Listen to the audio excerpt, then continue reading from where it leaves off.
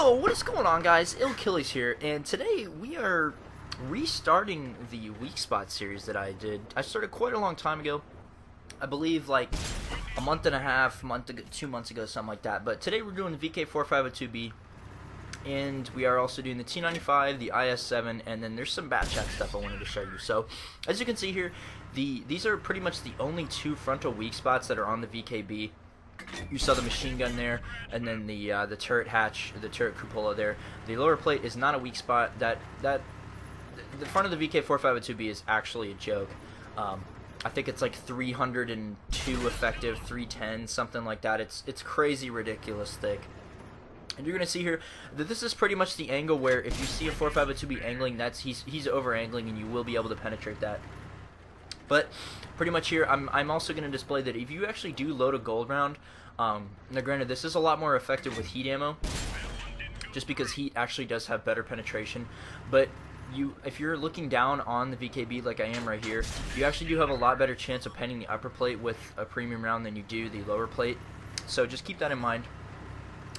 The upper plate right there is like 3 something effective, I think like 305 or something like that. So the premium ammo will cut right through. And then as you may have seen with the that works with the IS-75 and the VKB as well. If you just shoot a go round right through the front of the turret, that will work as well. So here you go. Here's the T95. Now this is one of the spots that I wanted to talk about.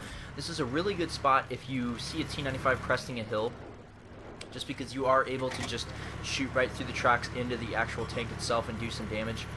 So that's a really useful spot. Now, the T95 has a lot of really quirky spots where you can't actually pen it. One of those being right there, but that's one of those really, like, A, it has to be map specific, B, and it has to be, like, situation specific. So, the T95, the Doom Turtle, really is not that difficult to deal with if you know what to do against it. You know, this is one of those tanks like the E3 that people just have a lot of issues penetrating. You're going to see here I actually did bounce off his lower plate right there.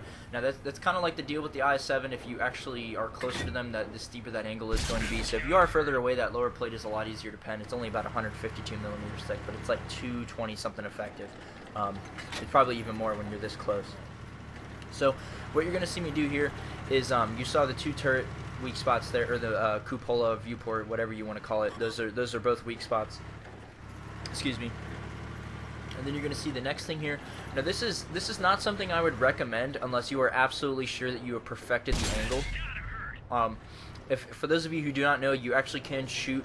If you shoot the piece of armor that is above the tracks there, this will not work.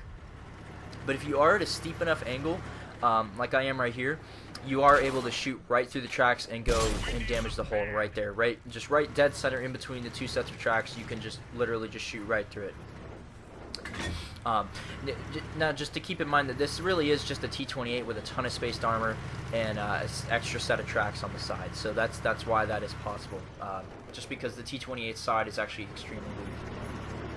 Now, this is something that you can pen. You know, if a T95 isn't completely like side facing you and isn't completely facing you, and they give you an angle like that, you can actually penetrate it. And then you're going to see here. You know, another bounce off the lower plate there, just because I'm really close to him, and then you'll see when I back up here, the lower plate is unangled, and I am able to finish him off here.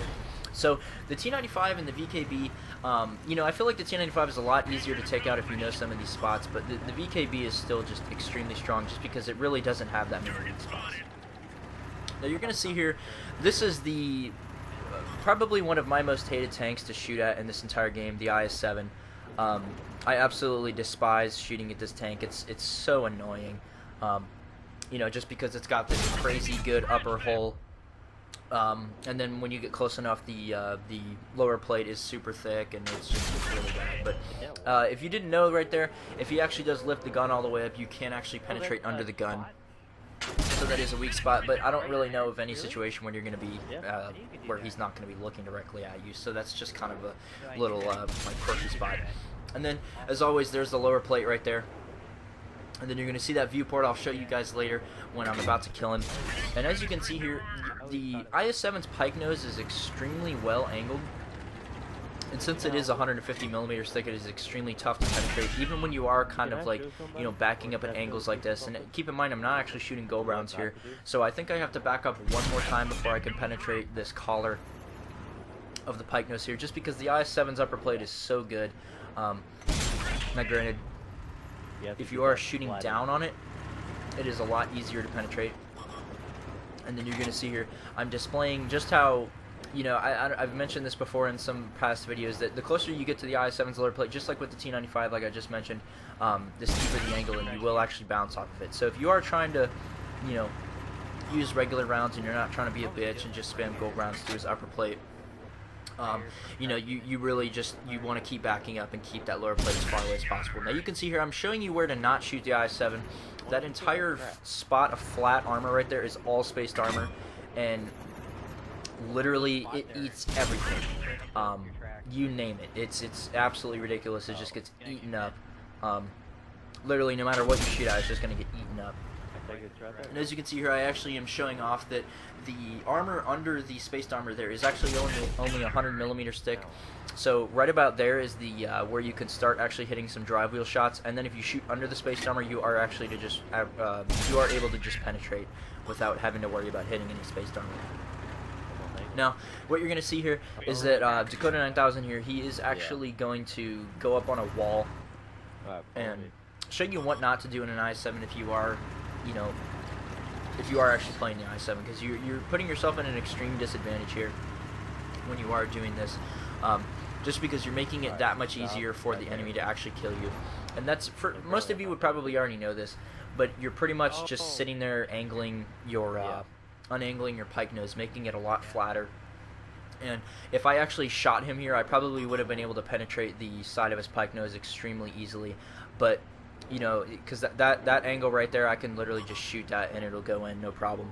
Okay. But, you know, you do not want to be doing this, because I could have shot his drive wheel and his side armor right there just because he is over-angling it. Keep in mind when you are side-scripting in the IS-7 that you really just, you don't want to over-angle it too much. You want to swing out that spaced armor, but keep as much of the pike nose hidden as possible. So you're going to see the final thing here, and this is pretty much what you're going to want to do in a situation where you're getting face hugged by the IS-7, and no matter how hard you try, you can't back up fast enough to get his lower plate and shoot it. So this is literally your last resort here, and as you can see, it is an extremely small hitbox. You saw I shot the part more to the left of it, and I actually only hit his viewport, so it is an extremely small hitbox. So you will want to keep that in mind. Now, here's some quirky things with the Bat-chat that some of you may not have known.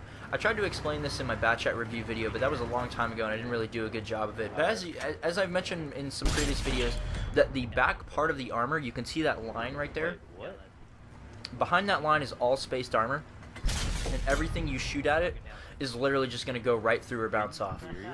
You know, as you can see, if you move further to if I move the reticle further to the left, it doesn't even count as a hitbox, and it just goes right through. But right there, you saw the spaced armor just took it. So it's very. If you have enough balls to do this, and that you know that the enemy is going to take the bait, then that's a really good tactic to use if you are kind of in a. I mean, I don't know what situation you'd be sitting still in a Bat-chat, but that's just kind of one of those things that, you know, you just it's kind of a spur of the moment thing, just like with the hole baiting that I showed you with the 50B.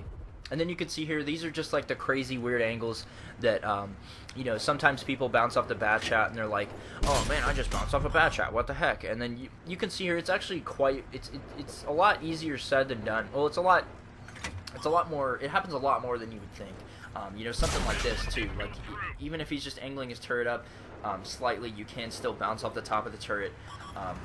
And then like the Bat-chat really does have a lot of really weird angles, and you know, I was really just wanting to show you this just because you shouldn't really be as surprised if you bounce off the Bat-chat, like say he's on the move, or like he's got his side facing you and he's driving laterally and you hit him and then the shot bounces. You shouldn't really get like super pissed off, just because there really isn't that much he can do. There really isn't that much that you can do about it. It's just all about the, you know, like the auto bounce angles and stuff like that. So that's pretty much all for this video, guys. I just wanted to revamp this series, and you know, I actually got quite a bit of stuff recorded, and these are the main ones that people wanted me to do. So that's pretty much it for this video, guys. I believe that the next one I'm going to do is probably like the Foch and like the E4 and stuff like that. So those will be coming out pretty soon. But this has been Achilles, and I wanted to thank you guys for watching, and I'll catch you guys later.